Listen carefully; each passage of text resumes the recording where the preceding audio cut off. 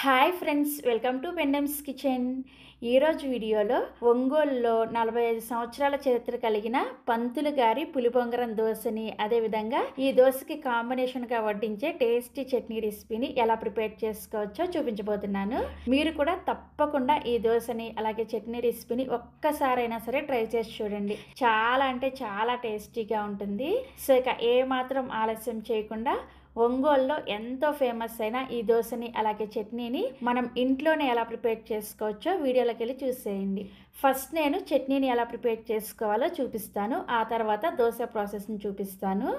చట్నీని ప్రిపేర్ చేసుకోవడం కోసం మిక్సీ జార్లోకి 1 కప్పు వేయించిన పల్లీలని వేసుకోండి. నూనె ఏమీ వేసుకోకుండా డ్రై రోస్ట్ చేసేసుకొని కొంచెం లైట్గా పొట్టు తీసుకొని వేసుకోవాలి.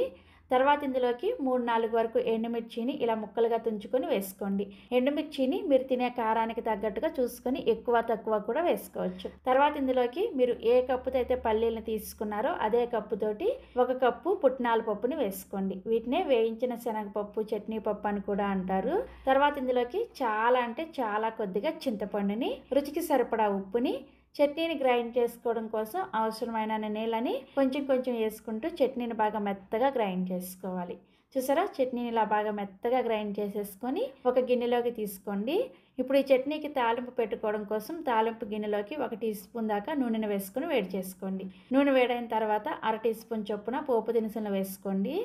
ఆవాలు, మినపగుళ్ళు, పచ్చిశనగపప్పు, అలాగే జీలకర్ర. తర్వాత ఇందులోకి 1 ఎండుమిర్చిని, అదేవిధంగా 1 రెమ్మ కరివేపాకుని కూడా వేసేసుకొని తాలింపుని చక్కగా లో ఫ్లేమ్లోనే ఎర్రగా వేయించేసుకొని ఈ తాలింపుని తీసుకొచ్చి మనం గ్రైండ్ చేసుకున్న ఈ చట్నీలో వేసేసుకొని కలుపుకోండి. అంతే, మీరు ముందుగా పల్లీలు వేయించి పెట్టేసుకున్నారంటే చట్నీని 2 నిమిషాలు ప్రిపేర్ చేసేసుకోవచ్చు. చాలా చాలా టేస్టీగా ఉంటుంది. తప్పకుండా ట్రై చేయండి. ఈ చట్నీ ఈ దోశల్లోకే కాకుండా మీరు రెగ్యులర్గా ప్రిపేర్ చేసుకునే ఏ దోశల్లోకైనా కానీ బాగుంటుంది. ఇడ్లీలో కూడా బాగుంటుంది. సో మనకి చట్నీ రెడీ అయిపోయింది కదా, ఇప్పుడు దోశ ప్రాసెస్లోకి వెళ్ళిపోదాము. ఈ దోశను ప్రిపేర్ చేసుకోవడం కోసం మీకు కావాల్సినంత దోశల పిండిని తీసుకోండి. ఇక్కడ ఈ దోశ కోసం స్పెషల్గా దోశ పిండి అంటూ ఏమీ ఉండదన్నమాట. మనం రెగ్యులర్గా దోశల పిండి వేసుకుంటూ ఉంటాం కదా, ఒక 3 రోజుల పాటు దోశల పిండి వాడేసిన తర్వాత 4వ రోజుకి పిండి కొంచెం పులుసు ఉంటుంది కదా, ఆ పిండితో ఈ దోశ వేసుకోవాలన్నమాట.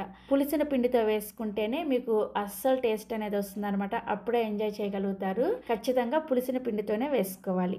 ఇలా పులిసిన పిండిని మీకు కావాల్సినంత తీసుకున్న తర్వాత ఇందులోకి సన్నగా తరిగిన ఉల్లిపాయ ముక్కలు కొద్దిగా, చిన్న ముక్కలుగా కట్ చేసుకున్న 1 లేదా 2 పచ్చిమిర్చీల ముక్కలు, అలాగే సన్నగా చిన్న ముక్కలుగా కట్ చేసుకున్న అల్లం ముక్కలు కొద్దిగా, చిన్న ముక్కలుగా కట్ చేసుకున్న కరివేపాకు కొద్దిగా, అలాగే సన్నగా తరిగిన కొత్తిమీర కొద్దిగా వేసుకొని 1/4 టీ స్పూన్ దాకా పసుపుని, 1 టీ స్పూన్ దాకా జీలకర్ర, రుచికి సరిపడా ఉప్పుని ఇవన్నీ కూడా వేసేసుకొని ఇవన్నీ కూడా పిండిలో బాగా కలిసే విధంగా కలుపుకోవాలి.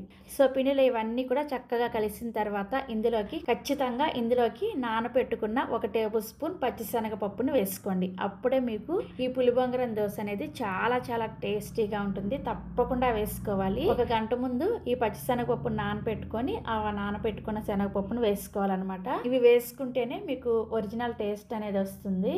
సో పిండి అంతా కూడా కలుపుకున్న తర్వాత పిండి కన్సిస్టెన్సీ చూసారా, ఈ విధంగా ఉంటుంది. ఇప్పుడు దోశ వేసుకోవడం కోసం దోశల పెనాన్ని హై ఫ్లేమ్ లో వేడి చేసుకోండి. పెనం వేడైన తర్వాత మనం ప్రిపేర్ చేసుకున్న ఈ పిండితోటి కొంచెం చిన్న దోశలు, సెట్ దోశ ఉంటుంది చూసారా, ఆ సైజులో దోశల్ని కొంచెం మందంగా వేసుకోవాలి. ఈ దోశలు పల్చగా స్ప్రెడ్ చేయడానికి రావన్నమాట.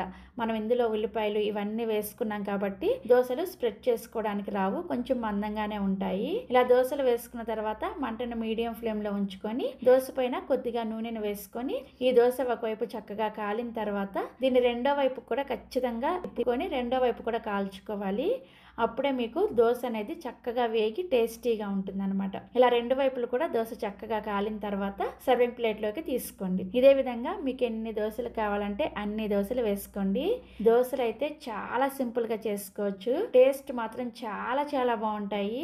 ఈ దోశ తినేటప్పుడు మధ్య మధ్యలో ఈ ఉల్లిపాయ ముక్కలు, పచ్చిశనగపప్పు ఇవన్నీ తగులుతూ చాలా చాలా చాలా కమ్మగా ఉంటుంది దోశ అనేది. తప్పకుండా మీరు కూడా 45 సంవత్సరాల చరిత్ర కలిగిన ఈ ఒంగోలు ఫేమస్ పంతులు గారి పులిబొంగరం దోశని, అదే విధంగా ఈ చట్నీ రెసిపీని ట్రై చేసి చూడండి. ట్రై చేసి టేస్ట్ చేసిన తర్వాత మీకు ఈ దోశల టేస్ట్ నచ్చితే ప్లీజ్ ఒక లైక్ చేసి ఈ వీడియోని మీ ఫ్రెండ్స్ కి అలాగే రిలేటివ్స్ కూడా షేర్ చేయండి. మరిన్ని ఎమ్మీ అండ్ టేస్టీ రెసిపీస్ కోసం వెంటనే మన పెండమ్స్ కిచెన్ని సబ్స్క్రైబ్ చేసేసుకోండి. Thank you.